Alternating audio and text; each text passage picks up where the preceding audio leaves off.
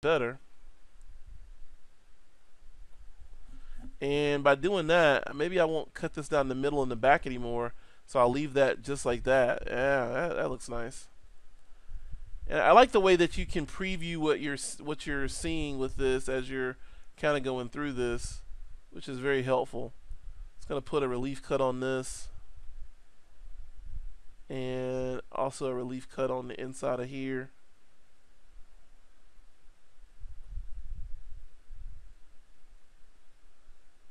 And maybe let's take this out.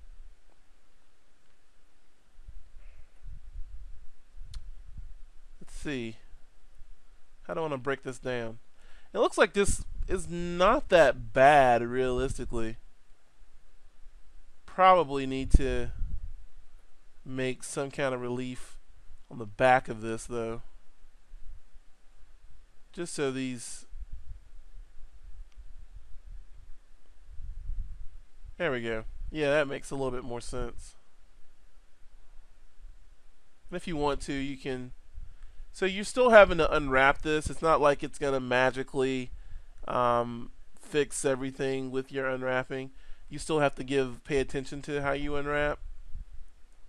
I don't know if I want that like that though. I don't know if I want that like that. I like that though. That looks good. Now I like this because it lets you preview what your unwrapping is going to look like before you have committed to it. I think for me that's one of the bee's knees features of working inside a coat is that I can, experiment with the way I want to unwrap something. If I don't like it, it's not committed yet. So that looks good. That looks good. That looks good. And the eyes also have to be unwrapped because the eyes are in here too. Let's unwrap the.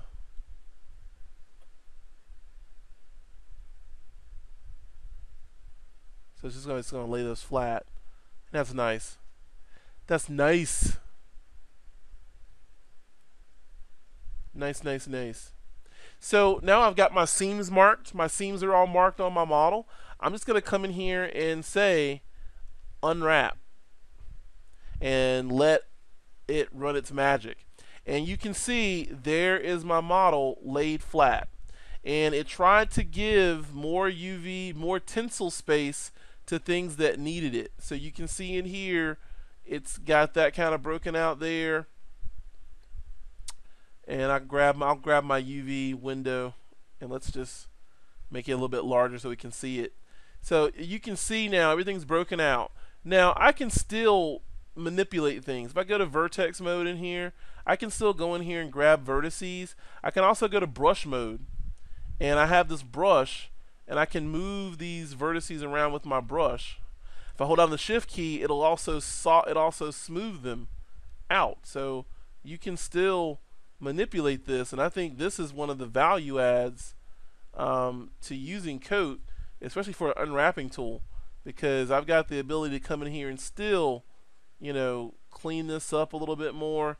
And you can see a lot of stretching is happening right along the outside because of how this is cut up. The back part of this is in a little bit better shape than the front. I'm gonna make some relief cuts to this, so something like that. I'm gonna make some. Yeah, I'm just gonna make a couple of relief cuts in here, and I can go back and always say I want to unwrap again. And now you'll see there it goes. And that relief underneath there will actually let the mouth open up a little bit more, which is nice. I really like that. And that looks okay to be painting on. It's not perfect. It's not a great unwrap, but it's okay.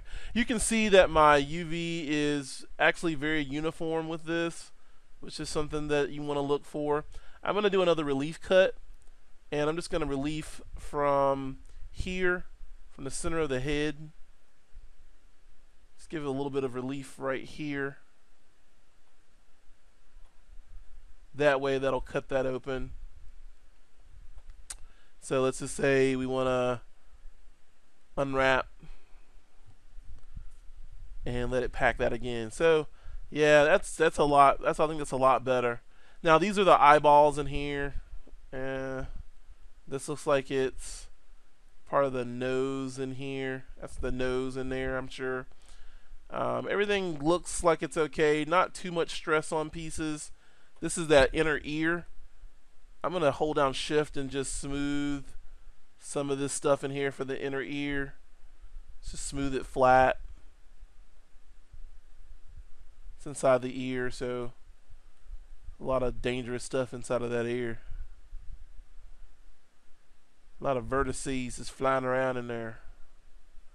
So I'm just holding down the shift key and just softening this out. Just using my smooth and smoothing it. Kind of massaging it. Massaging the inside of your ear. Oh my.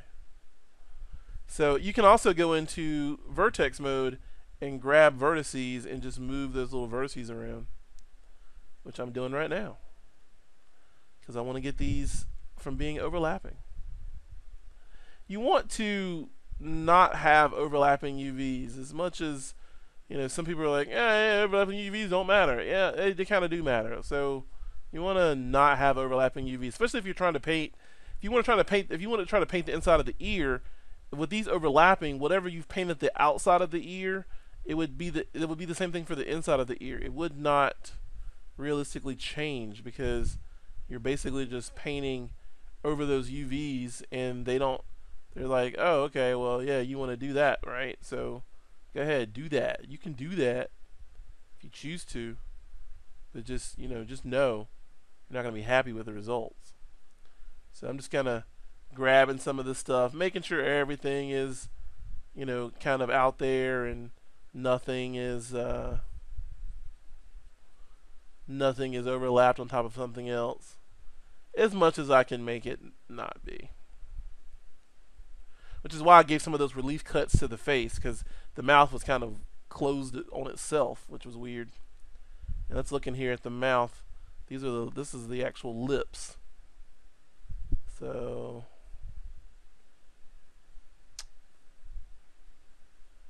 and the only thing sometimes about working in vertex mode is the fact that when you're working with your vertices, you'll select some of them and then be stuck and you won't be able to brush. Like that right there. See, those vertices are selected. So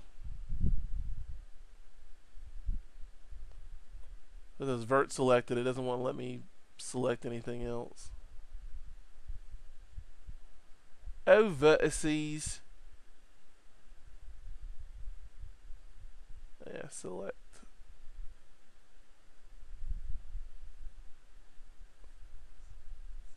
So just deselect all those vertices and then go back with the brush. That way, if you have vertices selected, it'll only affect the areas of those vertices, but if you just deselect them, it'll let you move them all around. And I'm just going to go in here and do some manual cleanup again. So let's just look and see what's happening. So those two guys, let's move those. Let's move this, and this, and this, and this. So this is that interior part of the mouth. Just pulling this stuff and getting it from being overlapped on top of itself, because it's kind of gross overlapped like that.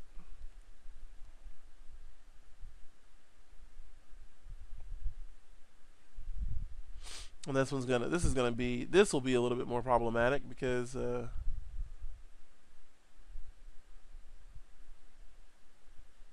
this has a lot of stuff right here. On cloud. Now, if you've watched my other videos, you know what that little on cloud message is about, because I showed you how to set up your own cloud on your machine. go through. There we go. Let's get all that. I'm all about that right now. Let's get all that right now. Let's get it all. Let's get all that right there. I'm just trying to clean this up as quick as possible. It's still not super quick, right? It's kind of slow, but we want to make it look tight. Tight. There we go. So now, make sure I don't select those guys. So now I'll go in here and get my brush and then massage these. Look at that. It's like, oh yeah. And it starts to go from that really bright red to a little bit more pale pink and blue, which means stretching is not happening as much, and you're awesome. That's what's happening. Your awesomeness is showing, buddy. It's like two hot dogs moving in the night. Oh yeah. So yeah, I don't know what I'm talking about at this point. So I've got this stuff kind of laid out. That's pretty clean. You can also select hold islands. If you get the whole island, the island is the whole entire shape. So all of these are what we consider UV islands. And then you can go in here and still brush this, tweak it. I could go back and say island and come in here to it, and I could scale the island, which stretches it, and I can bring this down a little bit more. So you can see, and you can also tweak this. Alright. But usually I'll use the brush, because the brush is the best way to move big pieces of your UV at one time.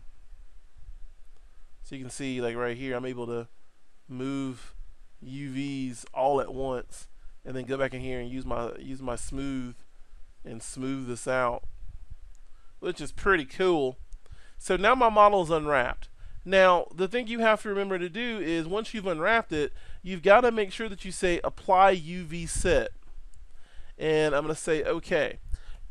When you apply the UV set, your UVs have been replaced. So whatever your UVs were before, these UVs are now the new UVs of your model.